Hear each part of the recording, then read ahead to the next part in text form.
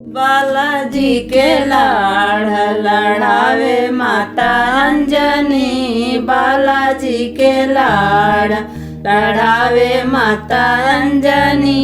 जब बालाजी ने जन्म लिए हैं, जब बालाजी ने जन्म लिए हैं, भले बुद्धि ज्ञान सिखावे माता अंजनी। भले बुद्धि ज्ञान सिखावे माता अंजनी। बालाजी के लाड़ लड़ावे माता अंजनी। बालाजी जब बालाजी ने चलन के सीखा, जब बालाजी ने चलन के सीखा, ठुमक ठुमकी चाल चलावे माता अंजनी। ठुमकी ठुमकी चाल चलावे माता अंजनी।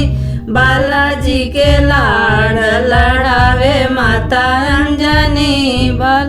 जब बालाजी ने बोलने का सीखा, जब बालाजी ने बोलने का सीखा, राम राम रटावे माता अंजनी। राम राम रटावे माता अंजनी। बालाजी के लाड़ लड़ावे माता अंजनी। बालाजी जब बालाजी ने खाने के सीखा, जब बालाजी ने खाने के सीखा, लड्डुआ के भोग लगावे माता अंजनी। लड्डुआ के भोग लगावे माता अंजनी।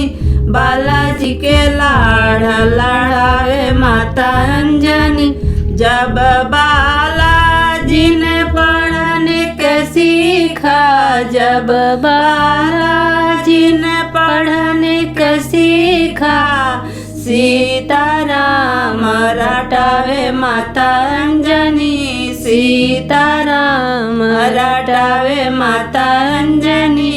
बालाजी के लाड़ लड़ावे माता अंजनी। बालाजी के लाड़ जब बालाजी ने उड़ने के सीखा, जब बालाजी ने उड़ने के सीखा, पर्वत पर्वत घुमावे माता अंजनी। पर्वत पर्वत घुमावे माता अंजनी।